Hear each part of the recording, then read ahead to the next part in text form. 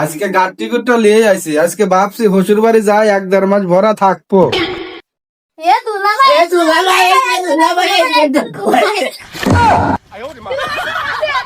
এ পোলাপান বাউরাই রে, দুলাভাই আইছে, দুলাভাই লওয়ার আগে আগে 60 মাঠ ছিঁড়ে মিষ্টি টুপলা নিয়ে দৌড় দিছে।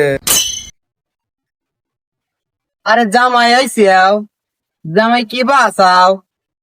হ ভাবি ভালোই আছি, আপনি কি বাসান? হেৎ, জামাই বেটা এ তুমি কি কও? আমি তোমার শাওরি নিয়া ভাবি কও কে? ও কোয়েন না, আসার হাতে হাতে পোলাপানে যেভাবে দৌড়ছিল দেন না, 7 মাঠ ছিঁড়ে দিছে, সব আইলে গেছে একবারে। এ জামাই এত দূরতে আইসিয়াও, খায়া মা আইসিয়াও নাকি? না আম্মাজান, এটা কেবে কথা কইতেছেন? ভাবলেন যে গাড়ি গুড়টা লিয়ে আইছি, মাঝখানে খাইয়ে যাব, আপনাদের তো কথার সুরই ভালো না। জামাই মেলা দিন পরে আইসে দুই করে কিন্তু না খাওয়া যা লাগবে নাহলে কিন্তু যাইবে দেবন না।